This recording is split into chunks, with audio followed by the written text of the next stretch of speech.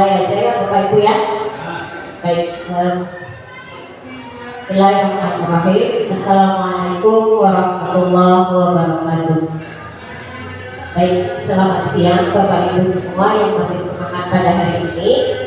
Nah, pada hari ini itu Bapak Ibu saya minta untuk hadir di sini bersama-sama dalam rangka pengembasan budaya positif yang kami dapatkan di modul 14, modul pembelajaran calon guru penggerak.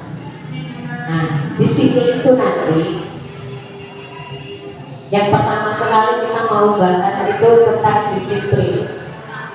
Nah, disiplin itu selama ini kalau kita yang ada di pikiran kita kira-kira apa, Bapak Ibu sekalian?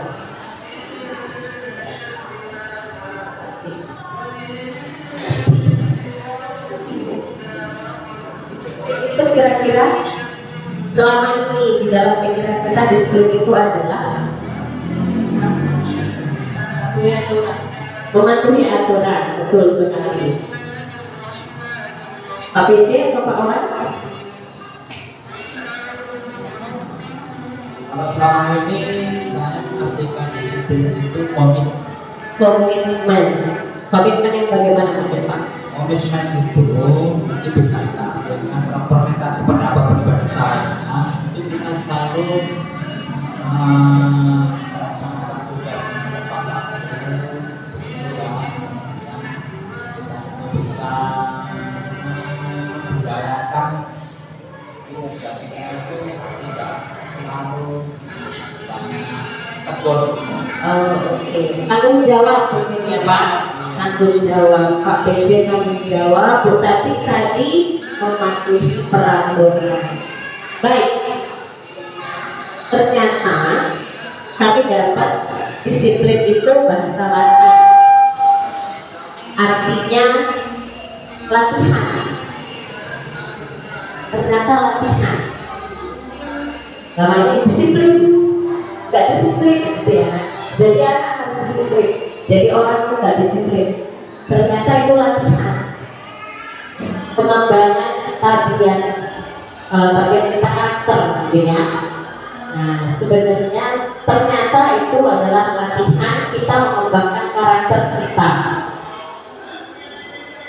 Menurut pemikir yang lain di situ yaitu perbuatan yang sesuai dengan peraturan. Nah, jadi awalnya adalah pembentukan karakter kita untuk ke arah yang positif. Nah, seperti itu dia Bapak Ibu. Baik. Nah, ini dia.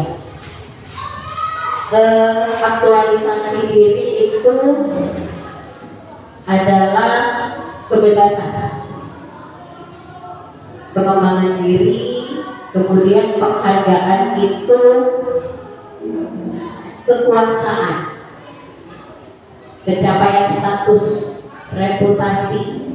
Jadi sosial yaitu kasih sayang, cinta dan kasih sayang, rasa aman. Kemudian fisiologis itu kebutuhan bertahan hidup. Nah, ini kelima kebutuhan dasar ini menurut Maslow, nama yang dicetuskannya itu Maslow, yaitu ketika bagian bawah hierarki tidak terpenuhi, maka siswa tidak dapat mencapai tingkat berikutnya. Artinya setelah setiap level dipenuhi, memungkinkan siswa memiliki kemampuan dan motivasi untuk belajar dan dapat naik ke tingkat yang berikutnya. Jadi tingkat yang bawah itu kebutuhan hidup untuk bertahan hidup, makan, minum, seperti itu, mungkin sandang, pangan, papan, seperti itu ya. Kemudian rasa aman. Ketika dia aman, nyaman, berada di sekolah, maka dia juga tidak mungkin ada berpikiran untuk keluar dari sekolah atau keluar dari kelas. kemudian afeksi relasi keluarga, cinta kasih tadi. Ketika dia merasa disayangi, dicintai, nah maka dia akan naik level berikutnya. Dia pun akan bertanggung jawab, dia akan membuat reputasinya pun naik, artinya dia berprestasi. Kemudian di atas aktualisasi diri, dia pede. Nah seperti itu dia seperti bagian dari visi sekolah kita, yaitu ukul. Dia pun bisa menampilkan dirinya.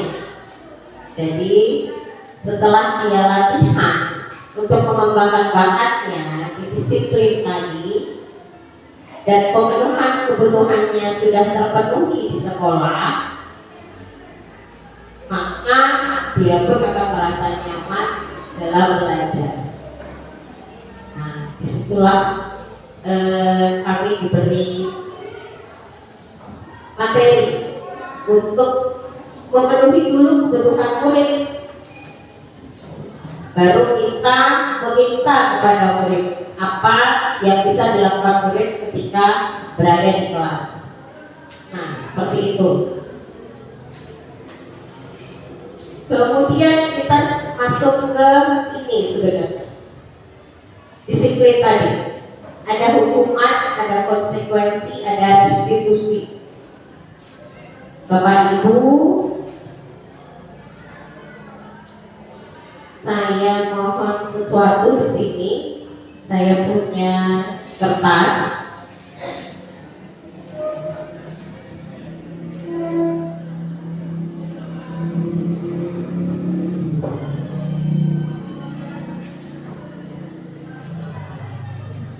Minta tolong dituliskan. Kira-kira menurut Bapak Ibu itu kan ada 3, hukuman, konsekuensi, dan restitusi.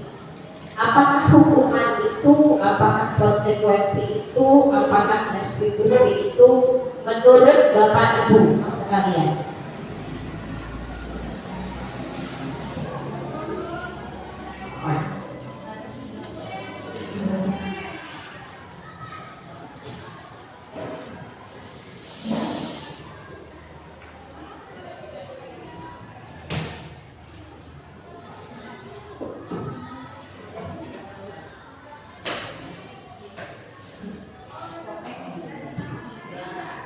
Menurut Bapak Ibu, apa itu hukuman, apa itu konsekuensi, dan apa itu restitusi? Gak usah baca dulu yang di slide. Nah, dalam pikiran kita hukuman itu apa, konsekuensi apa, restitusi apa? Karena saya pun awalnya ada istilah yang 3 ini, gitu ya kan? Oke, konsekuensi bisa lah familiar lah, kita biasa kita dengar.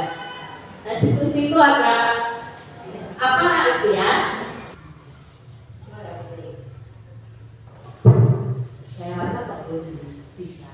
Cuman kan karena jumlahnya banyak, mungkin kalau diminta satu persatu pendapatnya, jika melanggar peraturan lah kita contohkan ya, itu mungkin agak ribet, kecuali diambil perwakilan perkelas, mungkin itu akan lebih efektif menurut saya. Iya, oke, terima kasih Bu. Baik, salah satu tujuan kami memberikan pembebasan ini adalah untuk ke kelas dan untuk sekolah. Makanya di sini ada pemangku kekuasaan sekolah, ada Bapak Kepala Sekolah, juga ada Ibu Wakil Kepala Sekolah. Jadi kalau bisa, kita kan punya perwakilan organisasi dari siswa-siswi, ya kan? Nah, disitulah mungkin kita aktifkan, kita libatkan mereka. Jadi istilahnya kita ini kan siswa-siswi kita sedang dalam masa transisi. Dibilang anak-anak udah enggak lagi, dibilang dewasa masih belum, gitu ya kan? Jadi butuh tuntunan. Nah, Dan mereka punya ego yang besar pada waktu itu. Mulai dari kelas 7, kelas 8, kelas 9, egonya sangat besar untuk dirinya sendiri. Aku bisa, gitu ya kan? Tapi ternyata nggak bisa, kan, gitu ya. Aku udah besar, tapi intinya masih belum, gitu ya kan? Cara berpikirnya masih belum, masih suka dan tidak suka. Harusnya baik atau tidak baik. Nah, disitulah kita ikutkan egonya apa? Aku punya nih, aku bisa. Kita ikutkan egonya. Kita tanya maunya apa? Kalau nggak kerjain tugas. Nah, gitu. Jadi setelah dia tidak melakukan tugas, kita kembalikan ke kesepakatan tadi, ya kan Bapak Ibu? Kita kembalikan istilahnya apa? Balik cakap. Kita kembalikan, kita tanya ego dia. Semalam kita sepakatnya seperti ini. Nah, mungkin itu mengajarkan kedewasaan. Satu lagi tadi berpikir kritis. Jadi dia ngerti, oh ini konsekuensi buat diriku. Kalau aku buatnya susah-susah, nanti dapatnya susah-susah. Jadi harusnya ya udah buat aja kerjaannya, gitu ya kan? Nah, jadi kami di guru penggerak itu diarahkan ke konsekuensi. Jadi ngobrollah sama siswa, ngobrol sama siswa dalam kelas, walaupun tetap guru itu sebagai pemimpin di kelas. Kenapa? Ya, contoh satu dan konsekuensi satu yang bawah. Tidak melakukan mainan setelah selesai bermain. Ya, Konsekuensinya ya Sinta mainan tersebut dan beritahukan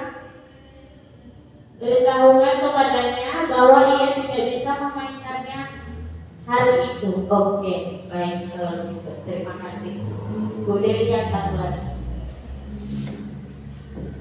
Anak sedang bermain di taman. Anda memintanya untuk tidak merusak bunga, tapi dia merusaknya.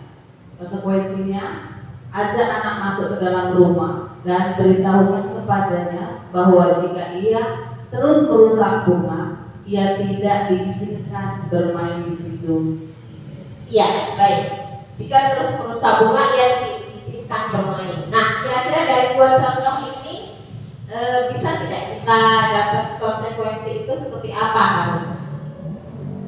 Pendekatan, baik Bu. Lanjut Bu. Pendekatan kita kepada anak. Jadi anak itu dibawa sebagai teman.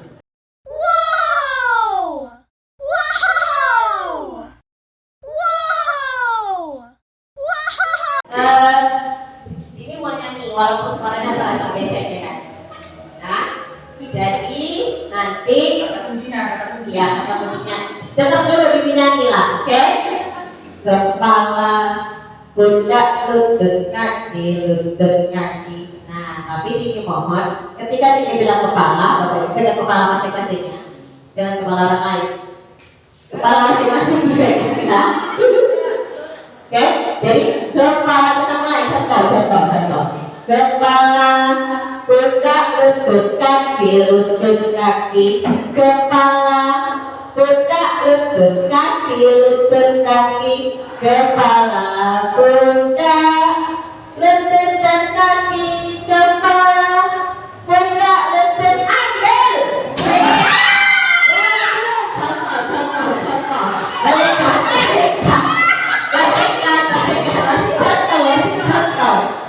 Masih contoh. Jadi seperti itu ya. Ketika ada kata-kata ambil, walaupun lagunya belum sampai, misal kepala, pundak, ambil lah. Pokoknya ada ambil lah itu yang ada di hadapan masing-masing. Oke? Jadi benar-benar bobot. Kita mulai bisa? Baik, konsentrasi.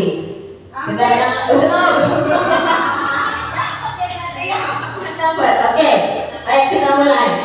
Tangannya itu. Kepala, lutut kaki, kepala, benda, lutut kaki, kepala, benda, lutut dan kaki, kepala, benda, lutut kaki,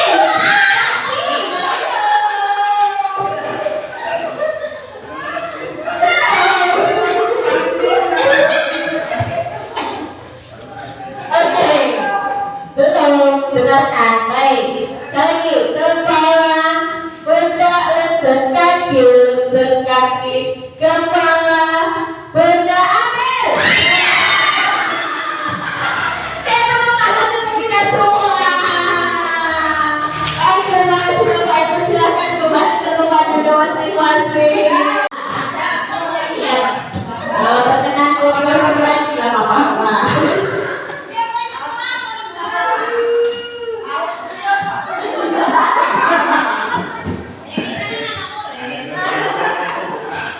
Oke, baik, terima kasih ya atas kurangnya rasa hormat tadi. Iya, jadi kasih bantuan biar nggak mana gitu ya kan. Baik.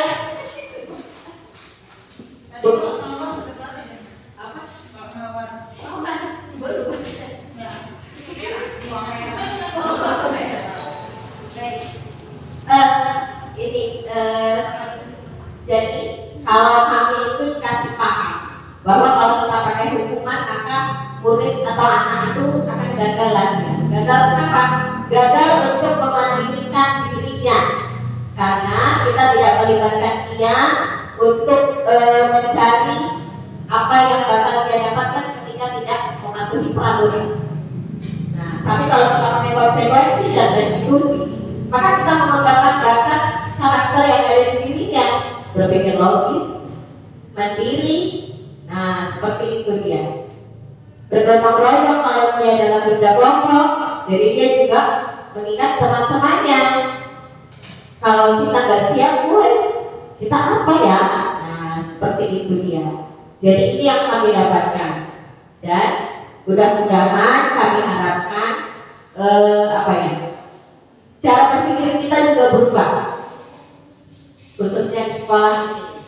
Kalau kita pun mau memberikan satu, ini pelajaran sebenarnya ya, maksudnya pelajaran bahwa ketika anak itu tidak sesuai dengan peraturan, dia akan dapat hal yang berbeda gitu ya kan. Nah, di sini kita bilangnya konsekuensi.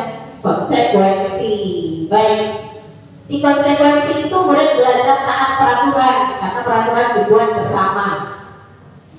Mencoba mengontrol anak dengan kekuatan positif karena nanti konsekuensinya pun dibicarakan bersama, ya kan? Kalau nggak selesai tugas, apa yang dibuat? Yang dibuat pun harusnya yang bernilai positif juga.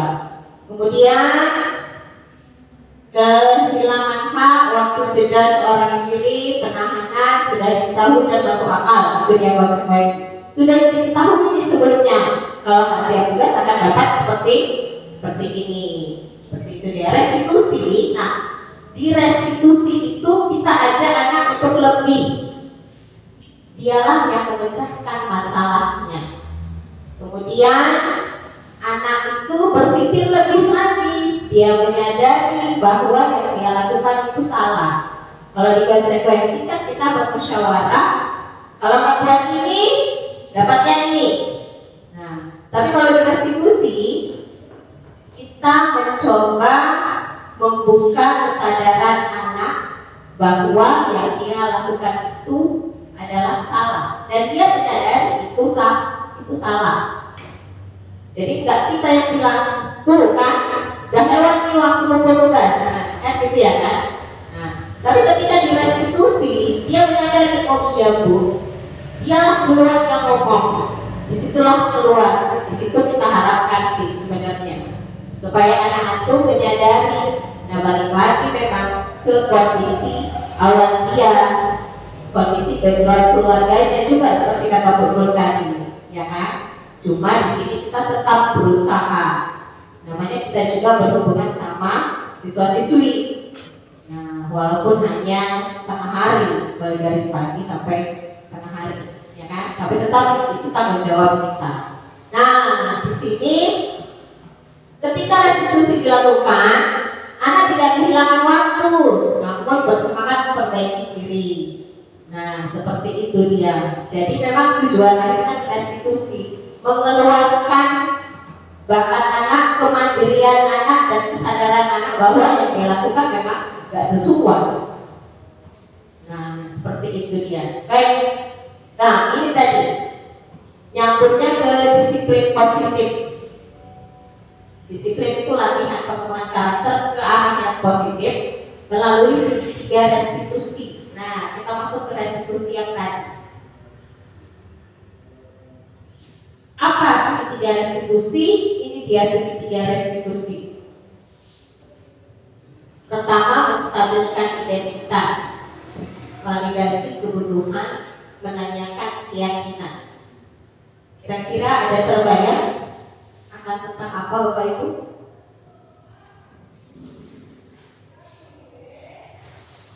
Ya, ini dia. Menstabilkan identitas. Ini hubungannya dengan orang yang membuat kesalahan. Konsekuensi tadi, ketika yang betul bilang kita sudah kasih waktu tapi dia tidak juga menyelesaikan tugasnya. Nah, disinilah restitusi itu masuk. Jadi kan konsekuensi masih. Konsekuensi kita sepakati kalau nggak selesai tugas dapat apa? Kita masuk ke restitusi. Ketika dia tidak menyelesaikan tugas pada waktunya, restitusi ini yang kita jalankan. Ini segitiga restitusi ini namanya langkah-langkah restitusi. Langkah yang pertama, menstabilkan identitas. Stabilkan dulu si murid tadi. Stabilkan dulu rasa si murid tadi. Kita harapkan sih ketika murid itu nggak buat tugas tepat waktu, dia merasa bersalah, ya kan? Kalau sudah bersalah pasti takut. Kita stabilkan identitas supaya dia nggak takut. Kenapa? Kalau dia nggak takut, dia bisa ngobrol bebas sama kita.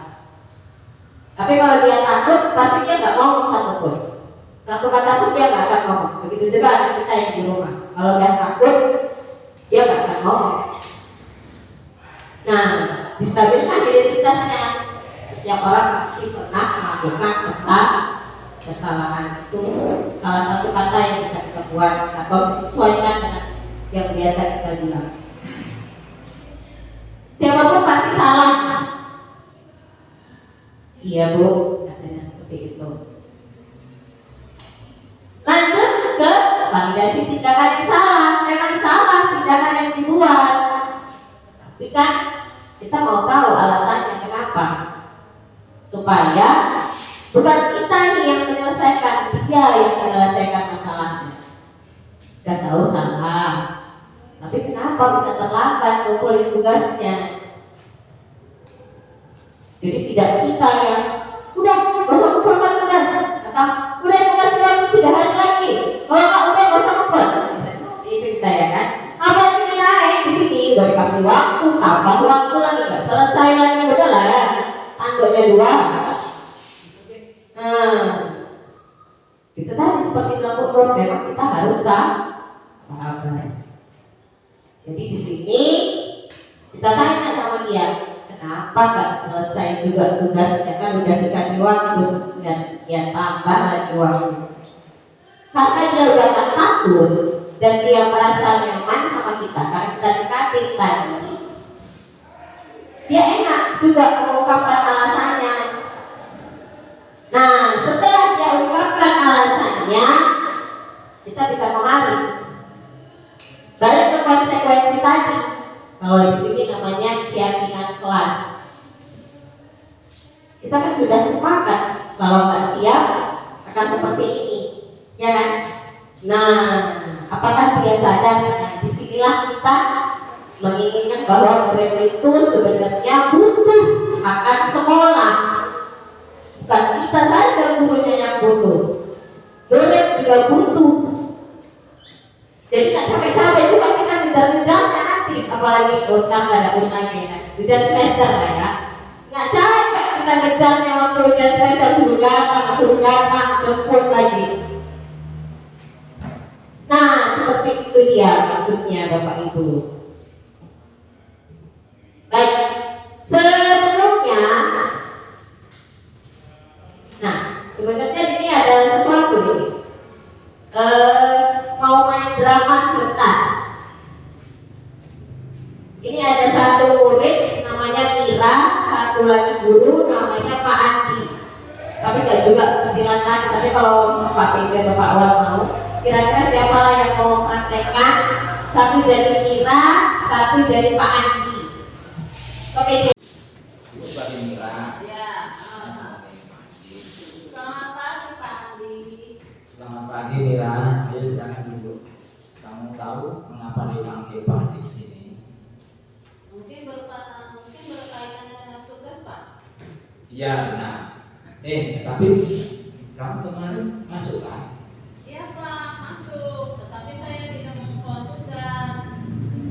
Mira, semua orang pernah melakukan kesalahan, termasuk Pak Andi.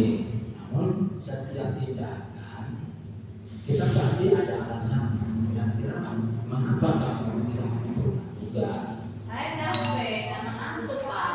Soalnya malamnya scroll TikTok sampai jam 12 malam. Akhirnya saat pelajaran jadi ngantuk. Kamu masih ingat keyakinan kelas kita? Masih Pak. Kalau masih kira-kira yang kamu lakukan itu sudah sesuai dengan keyakinan kelas belum? Belum Pak. Keyakinan kelas yang mana? Terlalu bertanggung jawab Pak. Nah, ternyata kamu tahu. Lalu, apa kamu punya solusi untuk masalah ini? Iya Pak. Pertama, saya minta maaf karena tidak sesuai tugas. Iya Pak. Pertama, saya minta maaf karena tidak sesuai tugas. Kedua, saya tidak akan tidur terlalu malam lagi. Dan yang ketiga, saya akan mengerjakan tugas dari Pak Andi dan akan saya kumpulkan besok. Baik, Pak Andi apresiasi untuk tanggung jawabmu dan kamu boleh kembali istirahat. Terima kasih Pak Andi. Permisi. Ya.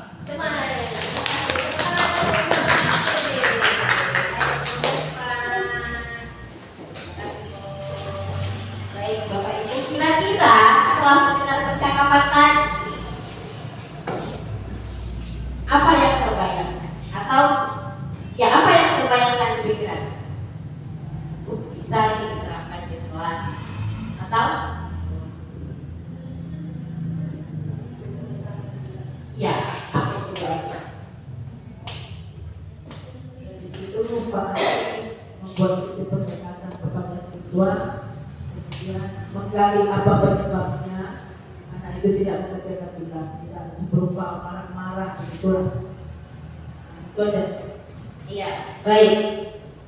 Bapak Ibu yang lain? Tidak? Ada? Walaupun nggak masuk kelas dah. Tapi kita punya anak juga dari depan. Mungkin lebih bicaranya mungkin lebih halus lagi kepada anak Iya. gitu, mungkin lebih mesra gitu. Oke, baik. Mungkin ternyata tidak perlu pakai nada tinggi mungkin ya, supaya anak itu enak mengungkapkan perasaannya dan tidak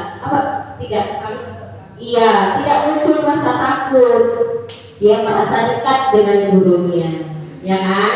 Baik, seperti itulah yang diharapkan dan seperti itulah yang kami pelajari. Nah, inilah dia segitiga restitusi.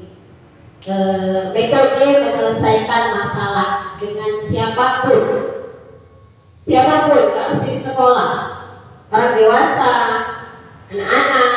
Ini kita terapkan agar kita dapat solusi, kalau apa ya bahasa Jawanya, win-win solution. Apa itu? Solusi yang sama-sama baik, ya kan? Iya. Oke, baik Bapak Ibu. Nah, tadi ada yang muncul keyakinan kelas waktu ngobrol Pak Piti sama Bu Nur tadi, ya kan? Kenapa harus keyakinan kelas? keyakinan kelas itu sesuatu yang dapat diterapkan di kelas, dibuat oleh murid, dan diyakini dapat dilakukan oleh murid di kelas tersebut.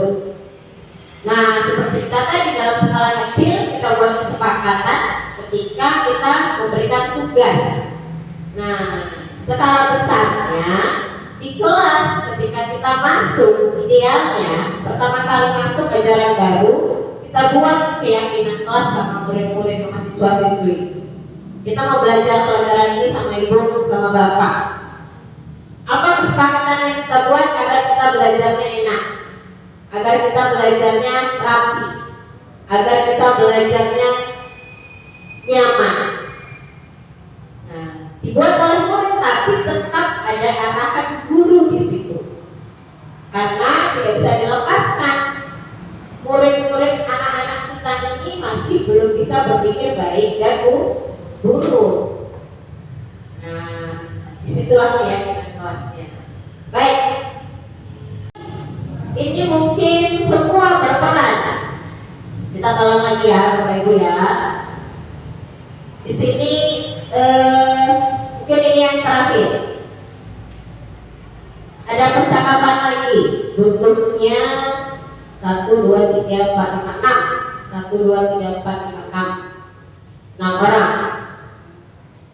Ini posisi kontrol namanya. Posisi dalam mengawasi. Ada penghukum, membuat merasa bersalah, ada teman, pemantau, manajer. Ini langsung saya pilih aja ya. Nanti setelah saya kasih kertas, seperti tadi lagi main drama. Oke.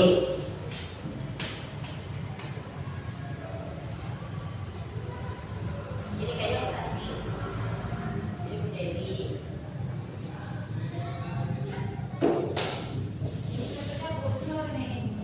Enggak lah, agak tinggi.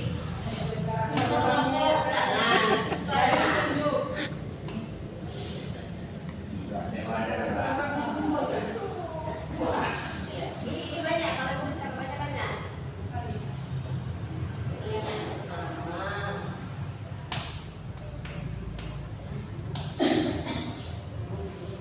Saya kertas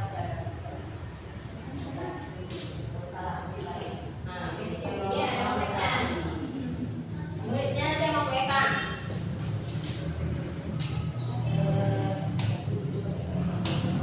Oke, ini percakapannya nanti mau bagi ya. Kemudian Pak Wan jadi juri nanti ya Pak Wan. Siapa yang dramanya paling hebat menjiwai? Rida sama Bu Nur. Mana dulu yang dibaca? Ini Tuhan. Ini.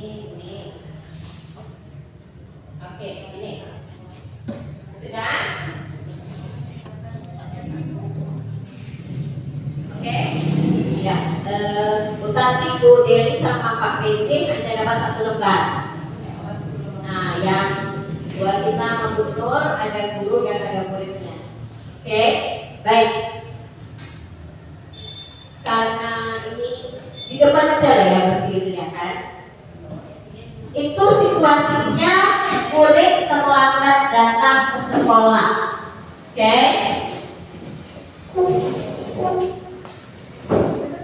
Yang penghukum siapa? Pak PJ. Ini tadi teman ini. Oh, Pak PJ teman. Penghukum Bu Tati. Bu Tati sebelah sini. Bu Deli, Pak PJ sebelah sini. Yang teman tadi Pak PJ. Pemantau siapa pemantau? Bu Nur. Sini, Bu Nur sini sama Rida. Baru Bu Agnes sama Bu Eka. Iya. Muridnya kalau untuk Bu Tati, Bu Deli dan Pak PJ ini muridnya. Oke. Nah, jadi kan ecek-eceknya muridnya terlambat datang. Untuk Bu Tati, Bu Deli dan Pak PJ muridnya ini. Karena ada ngobrolnya ya kan. Nanti Bu Nur muridnya Rida, Bu Age muridnya Bu Eka. Nah, jadi ngobrolnya itu ganti-gantian. Gitu. Oke, sudah bisa? dulu, baru nanti giliran ibu sama Bu Agi. Oke, Bu Tati dulu, Bu Deli dulu, Pak KJ dulu, baru Bu Nur ngobrol sama Rida, Bu Agi ngobrol sama Bu Eka, guru dan murid. Nah, boleh dibaca-baca dulu. Oke, Pak KJ. Bu Agi manajer. Banyak kasih. Kalau saya lihat dari sini, kita tuh sebagai guru, sebagai manajer, merangkul usia anak tadi dengan cara tanya apa permasalahan dia, kemudian kita dari apa permasalahan, kenapa dia terlambat, kemudian kita tanya bagaimana usahamu, kemudian bagaimana kamu bisa memperbaiki. Jadi kalau dilihat di sini, dari anak itu semua sumbernya kita minta pertanggungjawaban. Tapi di situ kita memberikan respon yang positif, artinya apa yang belum bisa dia kita terima, bagaimana kau bisa memperbaiki dengan tadi yang kita suruh mencari solusinya. Ya, itu tidak kita tekan. Apa masalahmu? Kau itu salah. Bagaimana kau bisa memperbaiki? Berarti semuanya kita gali dari dia. Ya, itu kalau ini saya dari manajer, pendekatan sumber semua dari anak, dan kita memberikan apresiasi kepada dia atas usaha yang akan dilakukannya untuk memperbaiki dirinya. Dia cukup bagus juga. Baik, terima kasih Bu Age. Terakhir Bu Nur pemantau. Iya, Bu gurunya. Nanti baru kita tanya murid-murid. Kalau menurut saya tadi, kepada tadi kita jangan sampai dia tertidur. Jadi anak yang kurang disiplin, yang selalu terlambat, kadang-kadang kita bisa tertidur juga. Jadi kita jangan salah memberikan, jangan mudah percaya. Jadi kalau anak yang sekali terlambat, nanti kalau berkali-kali kan udah masalah ini ya. Jadi apa yang bisa kita kasih dengan kita bilang ibu dulu janji bisa dengan nada dengan lembut. Ada juga anak-anak dengan nada lembut nggak bisa lebih agak-agak seperti adik-adik. Setuju juga saya kalau mau tahu perlu ada ketegasan. Jadi kita memberikan seperti irama.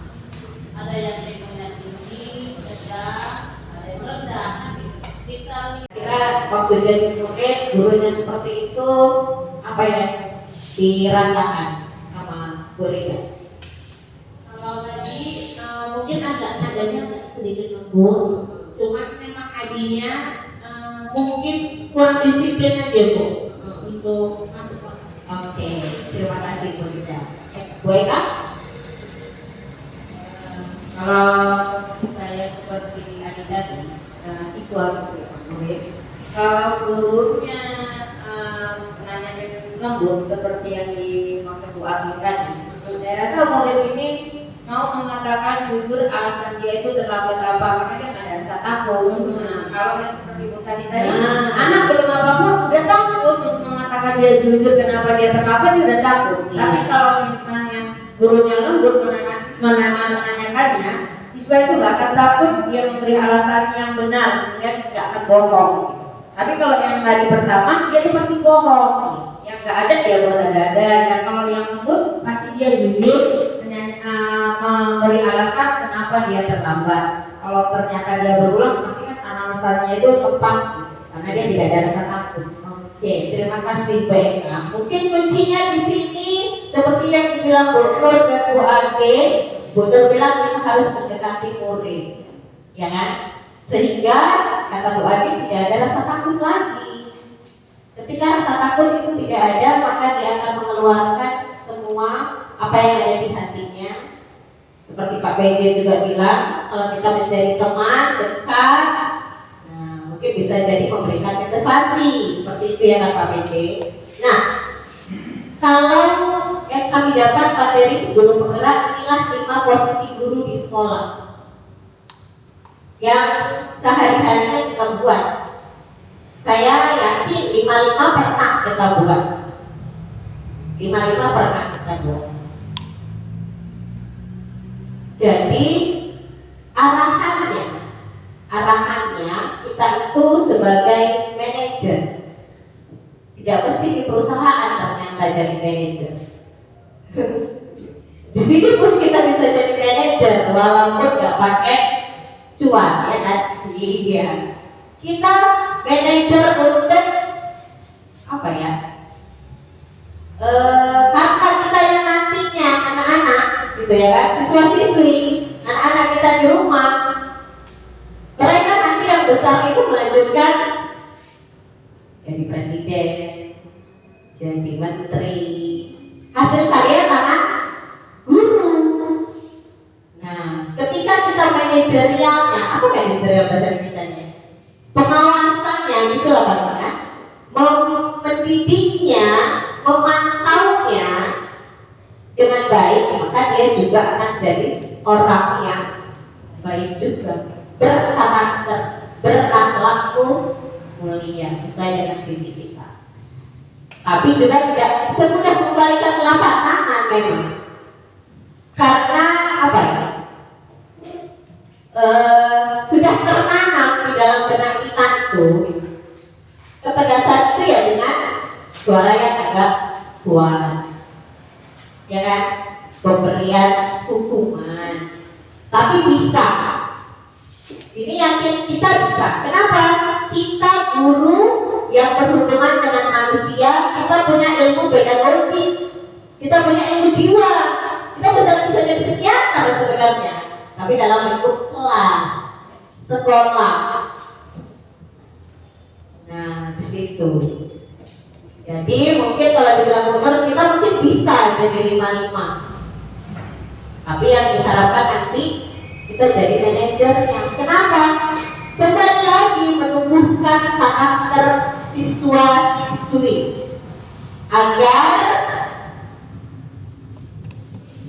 mempersilahkan murid mempertanggungjawabkan perilakunya dan menemukan solusi atas permasalahannya sendiri.